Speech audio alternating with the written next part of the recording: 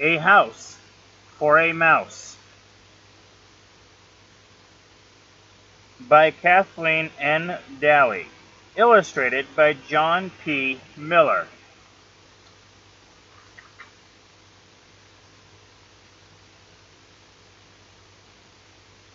Jonathan Mouse woke up with raindrops splashing on his head.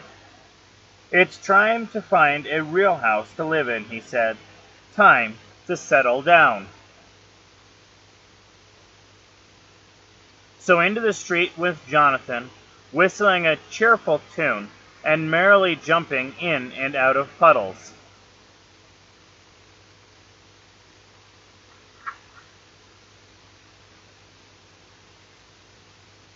Soon Jonathan was in the country. The sun was shining, the flowers were blooming, a butterfly was flittering, and Duck was swimming in the pond with her new ducklings.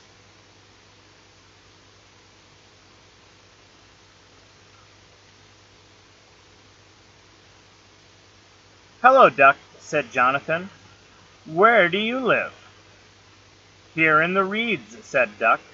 "Come and see." Duck and her ducklings paddled off. Jonathan Mouse jumped in after them.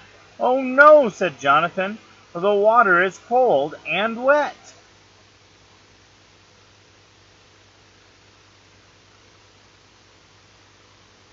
"Come and see my home," called Frog, diving under a lily pad. "No thanks," said Jonathan Mouse with a shiver. "Homes for ducks and frogs are too wet for a mouse."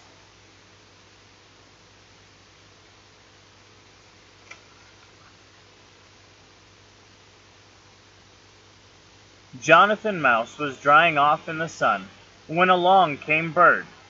"Come and see my house," said Bird. Bird flew into a tree, and Jonathan scampered up after her. "Oh dear," said Jonathan, "it's a lovely nest for a bird, but birds can fly, and I can't. Thanks anyway." On his way down the tree, Jonathan saw Squirrel peering out of a hole. "Come in," said Squirrel. "No thanks," said Jonathan. "Homes for birds and squirrels are much too high up for a mouse."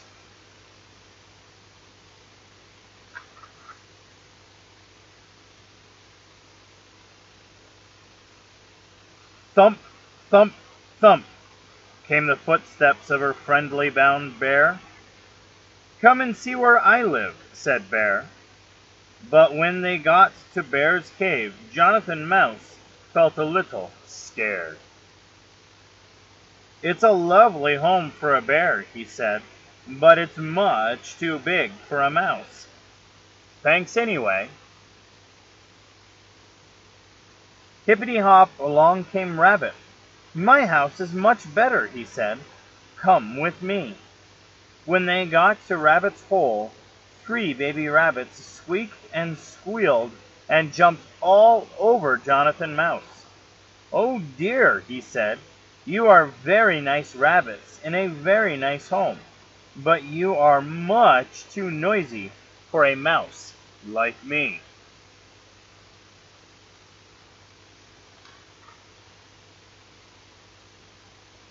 As Jonathan Mouse sat panting outside the rabbit hole, who should come along but Fox.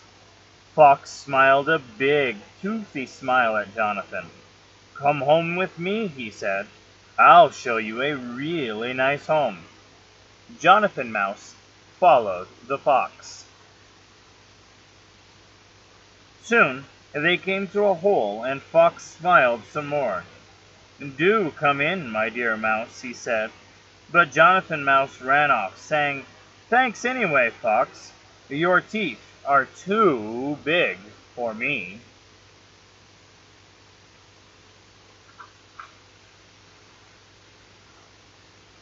Jonathan Mouse ran and ran until suddenly he bumped into another mouse, and they both fell over.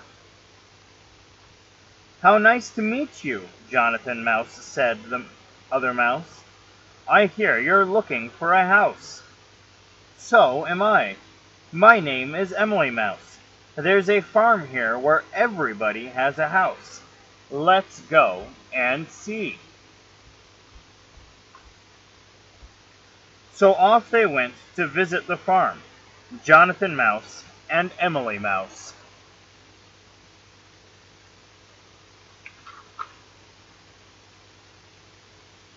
Yes, everyone on the farm had a house. Dog lived in the doghouse. Hen and rooster and chick lived in the chicken coop. Horse lived in the stables. Cow lived in the barn.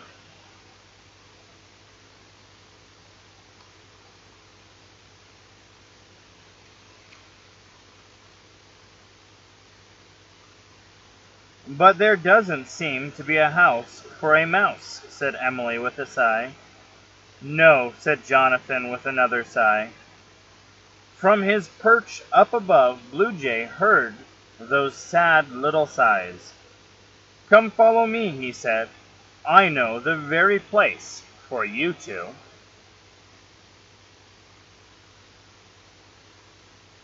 "There," said Blue Jay. "Oh, what a pretty house," said Emily. "It looks like a doll's house." "It just needs a little straightening up," said Jonathan.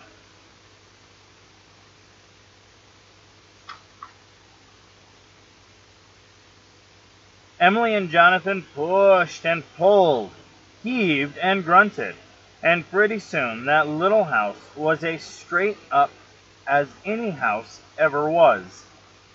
"Oh, thank you, Blue Jay," said Emily and Jonathan.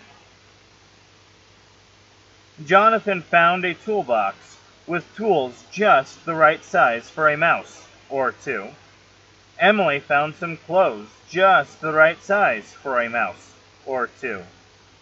Then the two little mice swept and dusted and painted and tidied.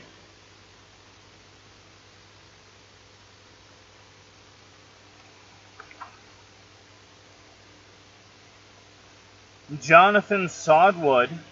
Emily planted the garden. And when it grew dark, they put on their aprons and cooked a fine stew, those two.